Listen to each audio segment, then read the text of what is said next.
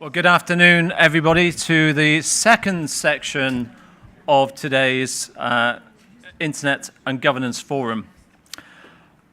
I'm really glad there's so many people here this afternoon to join what I think will be a really exciting number of topics. And I think we've really got some big issues to unpack and discuss, particularly the complex institutional and technical scaffolding of the Internet governance that's often behind the scenes, often not visible beyond the obvious perceptions of the Internet, of applications and content. Internet architecture and governance structures are inextricably linked and sometimes diametrically opposed and continuously negotiated, but always critical to a vibrant digital future. With so many government, commercial, and societal issues touching on freedom of expression, internet security, IP protection, to name a few, played across global platforms, it's important that these forums in particular inform our opinions of the most pertinent issues facing the UK. And with the internet forming over 10% of the UK's GDP, it's critical that we have a good forum for discussion on some of the critical impacts of the internet on society, commerce, and beyond. Now, this is what they call the sponsors section, so I'd be remiss not to mention what Nominet is doing. And many of you will know Nominet. We are the country code that runs .uk. We have 10.6 million domains under management. And we're really concerned with keeping the UK's internet and .uk in particular reliable, free from crime as much as we can, have it a safe place for people to interact and transact. And so really what we are keen to do is make sure that we are contributing to these sort of forums. Beyond domains, we're also interested in DNS analytics, and we've been spending a lot of time to develop tools which we use both in the UK government as well as in commerce and industry to tackle issues like network optimization and cyber issues. We support the multi-stakeholder model, and as such, we're a founding member of the UK-IGF. And I think the quality of the participants and the discussion today reflect the quality of the maturity of the UK-IGF, and I look forward to the discussion this afternoon, touching on topics such as global policy, landscape, cybercrime, and privacy.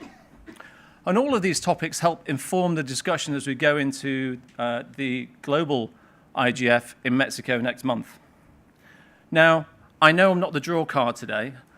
We have the Minister here today, and what I would say is we're very fortunate from a UK perspective to have such a supportive government in the internet sector. The government has been a strong supporter of the multi-stakeholder model, and we've worked very closely with the ministerial post holders over the past decade. We've always been encouraged by their support and understanding we've received in these forums and beyond. So to that end, and without further ado, let me introduce Matt Hancock, Minister for Digital Culture, and I'd like to hand over as he takes on the keynote. Thank you very much.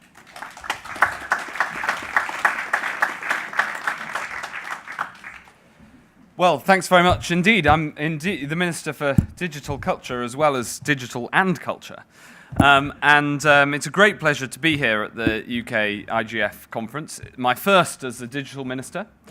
And at a crucial time for the life of the Internet's governance. And I want to thank Nominet. I want to thank you for sponsoring this conference. I want to thank you for looking after matthewhancock.co.uk over so many years. And for the work that you do in supporting the role of the internet here in the UK and beyond. It's a great honour to speak here, and not least because, like most of you, I imagine, my life has been bound up with the development of the net. I can still remember my first online communication to a friend who lived about a mile away, when dial-up literally meant that I dialed his phone number. And the phone bill that we racked up together wasn't very pretty. And I remember astonished how after a while he got a new line. So instead of having to dial direct, he dialed this thing called an internet service provider. And the number of minutes that he spent dialing into his internet service provider didn't alter his bill. It was amazing.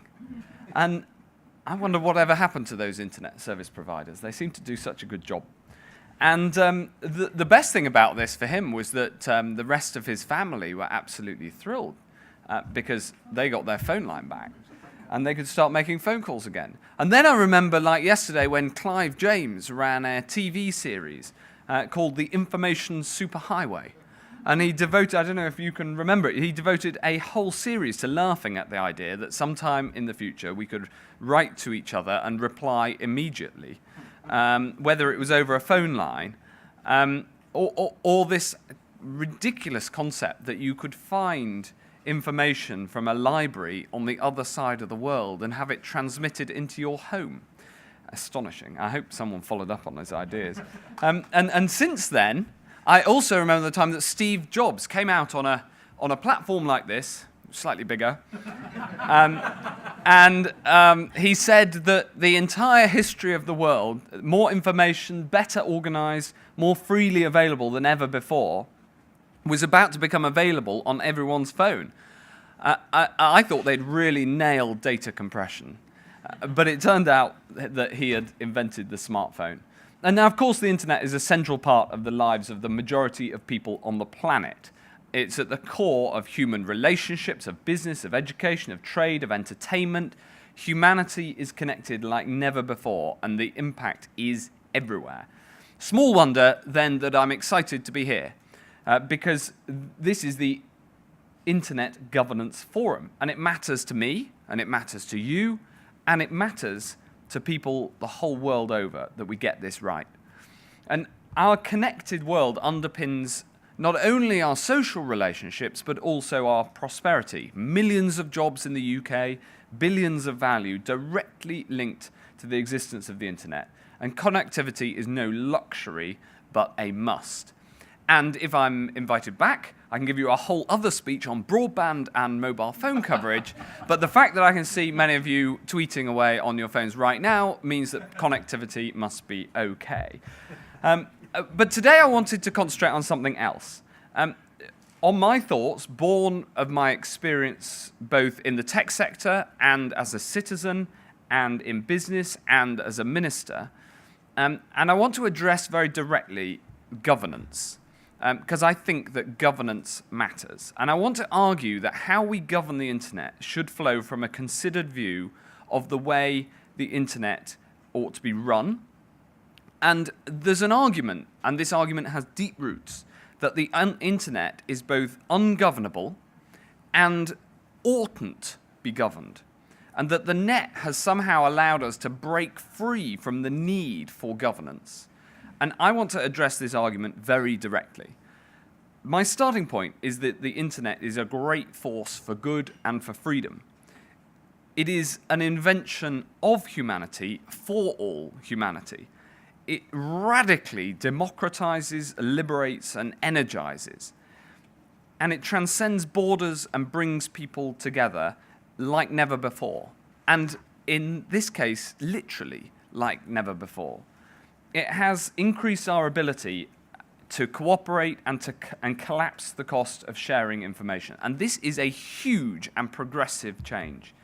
Yet it brings with it challenges too, as it disrupts established ways of doing things.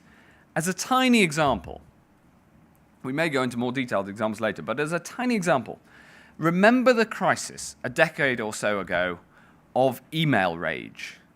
We all remember email rage. People learned that they could switch from having a phone call or writing a letter to using an email. But it took time before people changed the way that they conducted themselves and the way that they wrote and responded to emails, because the way that you do email has to be different to your approach to a phone call or a letter. Describing the analogy, email is progress. I mean, we all use it all the time. But that progress needed a cultural change to harness its power for the good and to stop the very source of the progress, that is to say, email, from leading to a reversion to some sort of animalistic behavior as email rage unintentionally stoked professional tensions and caused rows by the water cooler. Another example is Twitter, which democratizes people's voices, but it has been harnessed by trolls to spread online abuse too. Now, I'm pleased to see the policy changes announced by Twitter earlier this week around hateful conduct and muting functions. Other examples, Tinder, Uber, Amazon, they're all improving people's lives overall, but they also need careful handling. And we can all think of our own examples of these sorts of trade-offs. But the point I want to make is this. These trade-offs are not new. Finding a way to organize ourselves without higher authority, to maximize the opportunities, and to mitigate the costs is no new challenge. In fact, it's been around as long as humans have lived in communities at all. We don't have to invent a theory for it, but can draw on political philosophy for how you address these trade-offs. Of course, the context is new, the technology is new, the scale is new, the practicalities are different, but the principles aren't, and they go back to Athens. I think the way we address the challenges of governance on the internet can be summed up as follows. The internet should be free, but not lawless. It should be open, but not laissez-faire. It should be liberal, not libertarian. Freedom exists in a framework. And drawing on political philosophy, we can get some advice on how we advance that and how we achieve it. Burke said that liberty is not solitary, unconnected, individual, selfish liberty, as if every man was to regulate the whole of his conduct by his own will. Instead, he said that liberty is social freedom, secured by the equality of restraint, in which no one man, and no body of men, and no number of men, can find means to trespass on the liberty of any person. And taking that fine principle and applying it to today's challenge means protecting liberty on the internet with reliable protections against theft and harassment and child pornography and incitement and terrorism. The internet is a phenomenally powerful agent of commercial and social progress, and that is to be applauded and cherished. But it is also a medium for fraudsters and thieves and extremists and terrorists and those who want to hurt children. Now, this isn't new either. The world, both online and offline, is an agent of commercial and social progress, but it is also a medium for fraudsters and thieves and extremists and terrorists and those who want to hurt children too. Put it this way, we highly value the freedom of the internet, and we want the internet to be free and open and global. We reject the vision of a censored and limited internet controlled by national governments, and we are clear that this free, open internet is not a license to abuse freedom to cause harm. In the offline world, we have long-standing boundaries on free speech to stop people using it, for example, to incite racial hatred or violence, or for libeling others without consequence. And so in the online world too. And I want to make this important point today about self-confidence in our values. The fact that we as a society have put these boundaries on acceptable free speech has not undermined our status or our credibility as a society that values free speech. No one can credibly say that because we stop people standing up and spreading racial hatred means that we're on the side of repressive regimes and not on the side of free speech. We've been mature enough to accept this in the offline world. And as the internet matures, so we need to accept these principles online too. A free and open internet does not mean an internet without boundaries or rules. And agreeing as a society what those rules should be does not weaken our commitment to freedom. as Tim Berners-Lee has himself argued, let us have an approach of open standards within a commonly agreed rule-based framework. And my vision, our high goal, is of an internet that is a catalyst for creativity, not for harm, based on these principles of a rules-based framework. We believe in an internet that is open and trusted and secure, that serves freedom and the economic and social development that freedom brings, and protects human rights of privacy and access to knowledge and freedom of expression, open to debate and challenge with no political ownership, where the logic of an argument can be tested and found wanting. And we need Britain to play her part in leading that debate. So how do we make this work in practice? By its nature, the internet is global and fast-moving. Legislation, by contrast, is national and slow-moving. And believe you me, I know that because I help to write it. So national legislation will never be the perfect tool for internet governance. Industry and the public have important roles. Social networking sites like Facebook and YouTube and Twitter that I mentioned all have abuse reporting services. UK ISPs act on notifications of potentially illegal content. And this self-regulation is incredibly important. In the UK, members of the public are now able to report online material that promotes terrorism or extremism to the Counter-Terrorism Internet Referral Unit via gov.uk. All sensible businesses take steps to protect themselves from cybercrime. Our new non-statutory National Cyber Security Centre ensures the government plays its part. Search engines, platforms, ISPs all do their bit in removing harmful material. Later this afternoon, you're going to hear from Joanna Shields, and she's going to discuss what we're doing to promote child internet safety both at home and abroad. We're having success with partnerships in tackling some of the toughest challenges in this area. It is vitally important that all those who cherish our free internet play their part in taking responsibility to address these issues. In short, we need to develop a set of norms to guide appropriate behavior towards the internet in free societies. But I believe that a gap has opened up between our adoption of technology and our ability to create frameworks and norms for that technology. And the governance of the internet is just one area where practice has run ahead of society's ability to think through the consequences and to set rules to ensure that the impact of technology is the most positive it can be and least harmful. There are many other areas, from, for example, the fact that our children do most of their socializing online, to the growing realization that the market is often a poor judge of the true value of some technologies, unable to capture massive externalities that you have in the digital world, both positive and negative. And we must find a way, for if we do not find a way to build norms for new technology, starting with retrofitting it to the technology that's already become pervasive, then the gap will continue to grow. And when this gap grows, it's harder to bring the public with us. And more substantively, some of the technology does actually need to be regulated. It'll be more beneficial and less harmful when operating in a thought-out framework. But the speed of innovation is much faster than the speed at which society can create norms. And given that innovation is global, we can't slow its pace anyway. And so therefore, we've got to gear ourselves up to handle the pace. So norms are important. Non-statutory action alone is not enough. And in an internet characterized by freedom, not lawlessness, the legislative framework matters too. Our starting point must be that the law of the land applies equally online and offline. What matters is the substance, not the medium. So, for example, we are equalizing our copyright laws, so they're equivalent in the UK online and offline. Laws to protect intellectual property are just as important whether online or off, as intellectual property is still property, no matter how it's propagated. But some elements are naturally different. So we have specific laws to require ISPs to block material that infringes on copyright.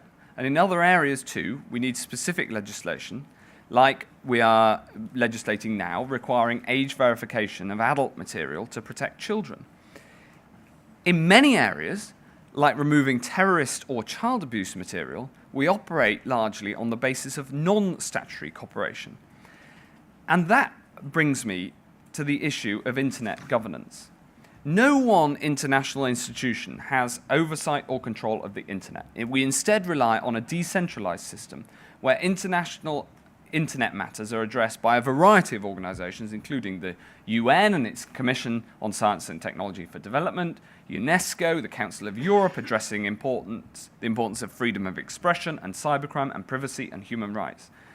But we have to ensure that governments, civil society, business, the technical community, academics, and internet users all have a voice in these global internet governance mechanisms. That's the only way to make them inclusive and transparent and accountable and fit to serve the best interests of the internet using public around the world. And following 10 years of dramatic internet expansion, the UN General Assembly last December recognized the value of a multi-stakeholder model of governance. The General Assembly endorsed the success of the IGF, and this, I think, was really important. The IGF is the key meeting point of internet standards-making bodies and does a very good job championing the merits of participation and reporting multi-stakeholder work directly to the UN Secretary-General. The fact that the UK government, along with many others, other governments, Nominet, civil society organisations and business, contributes financially to the IGF, I think is a testament to the value of its work. The key question is this: it is not whether there are boundaries, but how those boundaries are made. They are better made by society thinking and acting together than by governments unaccountable to their own people. And if they can be agreed internationally, better still. This is the logic of the model of multi-stakeholder governance. Now, the name was clearly designed by a committee and doesn't exactly make the heart sing, but the underlying concept should be that we make a global framework with the maximum consensus, and that can make the heart sing. Yet, also, the IGF must not stand still. It needs to move forward with a greater focus on what it can contribute to the sustainable economic growth and increased well-being that the internet can bring. At a national and regional level, multi-stakeholder events like this one today and those in other countries that have replicated the UK model are extremely useful for sharing best practice and ideas for technical solutions and for policy responses.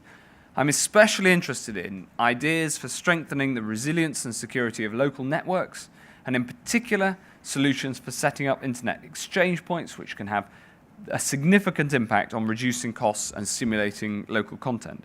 On the question of IP addresses, the index of the net, now that the US government has stepped away from its sole oversight role and the transition to a global multi-stakeholder group that's now underway, the rigorous scrutiny of the system must endure. The current raft of reviews into accountability and transparency and diversity and inclusivity are absolutely necessary because the digital economy simply cannot work without an efficient, fully functioning domain name system. And I know that many people in this room are actively involved, and I'm very grateful for what you're doing. The global nature of the system is reflected in the 170-strong membership of the Governmental Advisory Committee. I'm sure that a committee of that size is nothing but a bastion of efficiency. And that breadth needs to be fully integrated into all levels of policy development and oversight, because that is the framework that's been proven to deliver a secure and resilient system. This framework, in global governance, in national rules, in civil society, in norms of behavior and social responsibility, is critical to protecting the freedom of the internet. Freedom is not automatic, but fragile, and must not just be wished for, but supported. So let us pledge anew to the task of ensuring that this great innovator, this great bringer of change, this invention that is changing the world and all of us in it, let us pledge again to work to ensure its freedom, that we may build on the opportunities it presents for all mankind. Thank you very much.